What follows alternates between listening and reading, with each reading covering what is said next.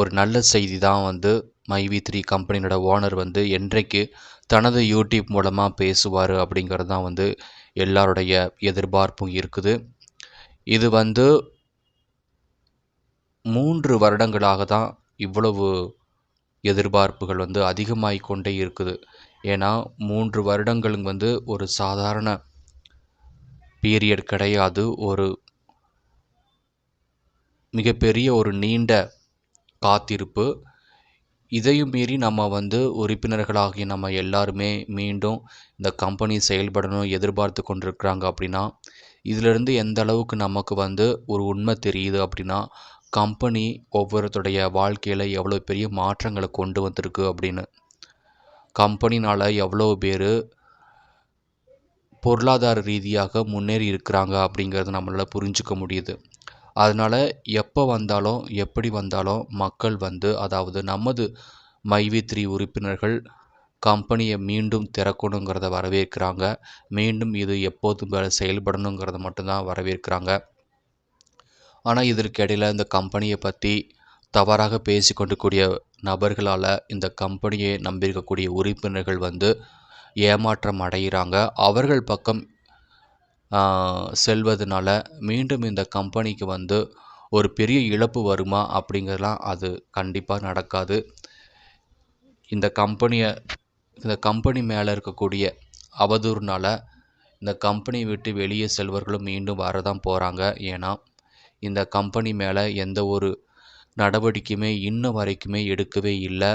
இந்த கம்பெனி மேலே எந்த ஒரு நடவடிக்கையுமே எடுக்கலை அப்படிங்கிறது மட்டும்தான் இன்றைக்கு வந்த ஒரு தகவல். நடவடிக்கை எடுத்திருந்தாங்க அப்படின்னா எப்போதே வந்து என்ன பண்ணியிருப்பாங்க அப்படின்னா தீர்ப்பு வழங்கியிருப்பாங்க. ஒரு வருடத்துக்குள்ளேவே தீர்ப்பு வழங்கியிருப்பாங்க. ஆனால் 1 வருடம் 2 வருடம் 3 வருடங்கள் ஆகியும் கூட இன்னும் தீர்ப்பு வந்து கொடுக்கலை. நடவடிக்கை எதுவும் எடுக்கலை. அப்படிங்கிறதுனால இந்த கம்பெனி மேலே இருக்கக்கூடிய ஒவ்வொரு வழக்குமே வந்து ரொம்ப சிக்கலான வழக்காக இருக்குது.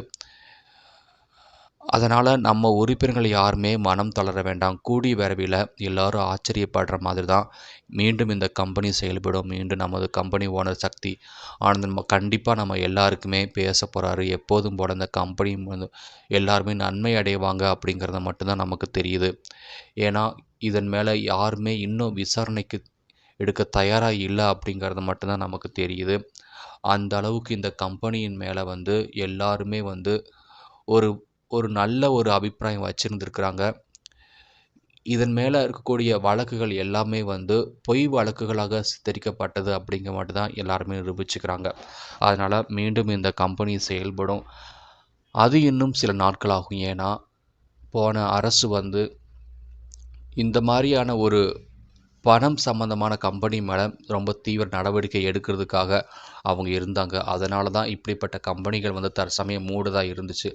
ஆனால் இனிமே வரக்கூடிய இந்த அரசு வந்து கண்டிப்பாக எல்லா உறுப்பினர்களுடைய புகார்களை வந்து வாங்கி அவங்களுக்கு அந்த புகாரின் அடிப்படையில் அவங்களுடைய பிரச்சனையை தீர்க்கிறதுக்காக தான் இந்த அரசு இருக்குதுங்கிறத மட்டும்தான் நம்ம தெரிஞ்சுக்கிறோம். அதனால் கூடிய விரைவிலேயே நம்ம எல்லாருக்குமே வந்து நல்ல நல்ல பதில் கிடைக்கும். அதனால் யாருமே மனம் தளர வேண்டாம். நீங்கள் வந்து டெபாசிட் பண்ணக்கூடிய பணம் அப்படியே தான் இருக்கும். கண்டிப்பாக உங்களுக்கு வரும். அதனால் யாருமே வந்து இந்த கம்பெனியை பற்றி அவதூறு சொல்லும்போது கவனிக்க வேண்டாம். அவங்க கூட என்ன பண்ண வேண்டாம்னா தங்களோட கருத்துக்களை வந்து அவங்க கூட நீங்கள் பகிர வேண்டாம் அப்படிங்கிறத மட்டும்தான் நம்ம கேட்டுக்கிறோம்.